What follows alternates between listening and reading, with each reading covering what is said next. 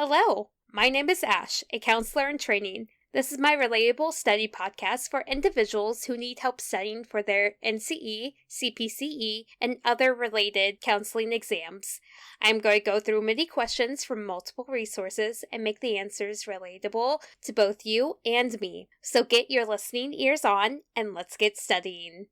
What are metaphors in counseling? Metaphors in counseling use symbolic language to help clients understand and reframe experiences. For example, a metaphor for counseling would be, a counselor doesn't provide the answers, but offers tools to help find them. And going to therapy is akin to filling your toolbox with tools. You may not actually have a toolbox or tools, but when you go to therapy, you are learning coping skills. Those are your tools for you to keep within yourself or in a journal, and that is your toolbox. A counselor may decide to administer a number of psychological tests in order to A. Better understand the client, B. Predict future performance, C. Evaluate the outcomes of counseling, D. All of the above. The answer is D, all of the above.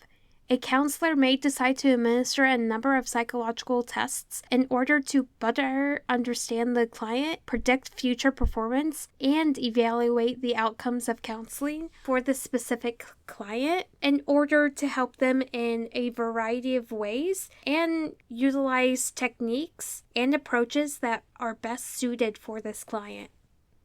What is metaphysical counseling? Metaphysical counseling is the spiritual approach that addresses issues through non-physical concepts like intuition, energy, or higher consciousness. I would recommend doing more research about metaphysical counseling and how it best works with different types of clients.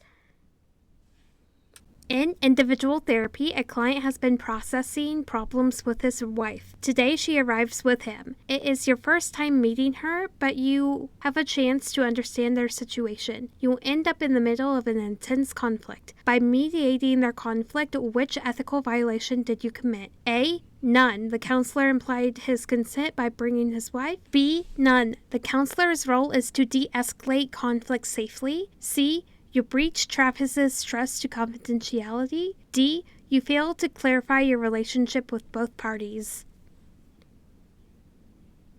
The answer is D. The ethical violation that you have committed is that you failed to clarify your relationship with both parties. When your client has brought an additional person that they are working with, you must clarify the relationship with both parties. For example, I'm a counselor with these credentials, and this is my area of competence. What are microaggressions?